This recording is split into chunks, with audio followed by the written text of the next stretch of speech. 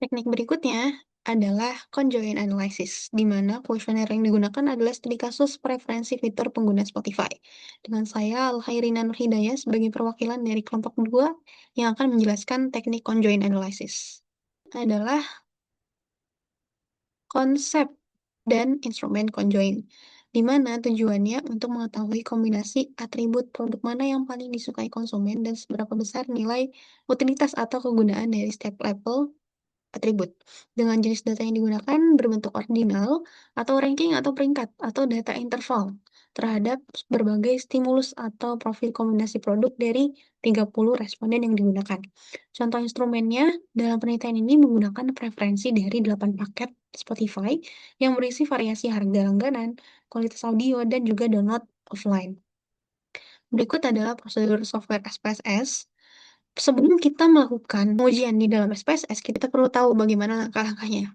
Pertama, ketika data-data tersebut sudah masuk ke dalam software SPSS, kita perlu membuat data plan untuk sebagai data internal software SPSS itu sendiri.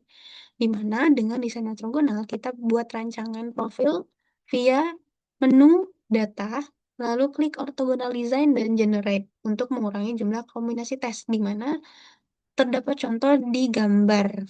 Di gambar samping ini, setelah mengklik generate akan muncul notepad seperti gambar di samping, di mana terdiri dari faktor name dan faktor label. Dengan contoh, faktor name itu adalah salah satu jenis di dalam paket kita. Faktor name itu kualitas dengan spesifikasi kualitas audio. Contohnya untuk harga. Untuk faktor name-nya adalah harga. Dengan faktor label, spesifikasi harga paket. Lalu, untuk menentukan bagaimana isinya, kita perlu define value, seperti yang ada pada contoh. Lalu kita masukkan data penilaian dari urutan yang diberikan oleh 30 responden dari paket-paket tersebut. Setelah itu, kita perlu mengeksekusi sintaks. Gunanya adalah untuk mensinkronisasi antara data plan tadi yang sudah kita catat di software untuk dikaitkan dengan data preferensi tadi dan file desain ortogonal ini. Lalu setelah kita mengeksekusi sintaks, kita perlu merunning data dengan mengklik segitiga hijau. Maka otomatis SPSS akan menghasilkan tabel utilities dan importance value yang kita perlukan. Pengujian akan dilakukan di dalam software SPSS. Setelah pengujian SPSS, kita perlu tahu bagaimana alur eksekusi sintaks dalam SPSS.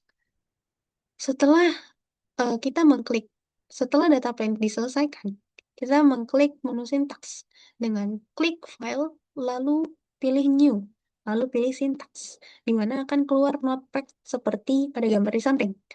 Dengan kode sintaks seperti format di bawah ini, kita perlu memasukkan conjoint plan sama dengan C.2 lokasi underscore folder sesuai dengan nama folder yang sudah kita beri nama.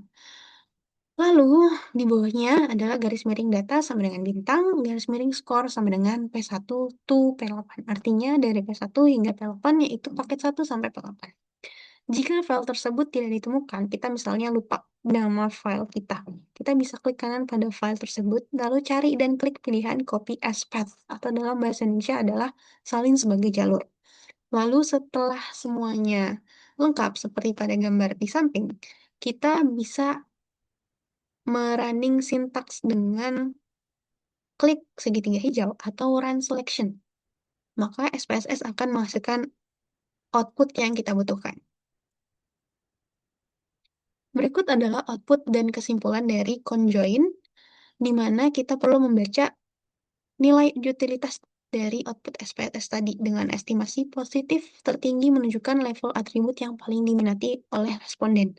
Pada penelitian ini, terlihat pada tabel utilities berdasarkan nilai utility. Kombinasi atribut yang paling disukai oleh responden adalah harga dengan 29.990 per bulan dengan kualitas audio yang premium, lalu tersedia fitur download offline.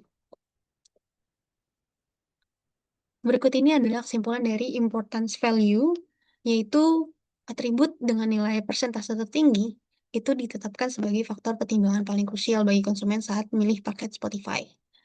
Dalam kasus ini, Atribut yang paling mempengaruhi preferensi responden adalah fitur offline dengan nilai kepentingan sebesar 42,986%. Maka fitur ini wajib dipertahankan dan dipromosikan karena punya nilai jual yang paling utama, dan mahasiswa bersedia bayar akses offline-nya terjamin. Kualitas audio bisa dijadikan sebagai fitur sekunder. Kemudian untuk uji korelasi atau uji kelayakan model. Menurut Pearson's R sama dengan 0,939 dengan signifikansi 0,00 kurang dari 0,05. Menurut Kendall-Stahl dengan value 0,929, signifikansi 0,01 kurang dari 0,05. Artinya nilai korelasi yang tinggi ini dan signifikan menunjukkan bahwa model conjoint memiliki tingkat kecocokan yang sangat baik sehingga hasil utility dan importance-nya dapat digunakan untuk menginterpretasikan preferensi responden.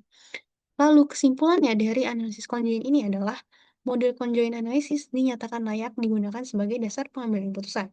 Sehingga berdasarkan hasil conjoint analysis, fitur offline merupakan atribut yang paling mempengaruhi preferensi responden.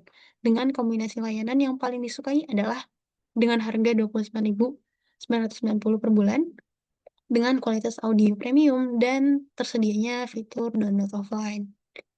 Berikut adalah teknik-teknik dari research marketing yang terdiri dari teknik IPA, diskriminan, cluster, dan juga yang terakhir adalah conjoint analysis. Untuk segala output dan juga dataset yang sudah dibuat akan tertera pada lampiran. Oleh karena itu, sekian penjelasan terkait conjoint analysis. Terima kasih.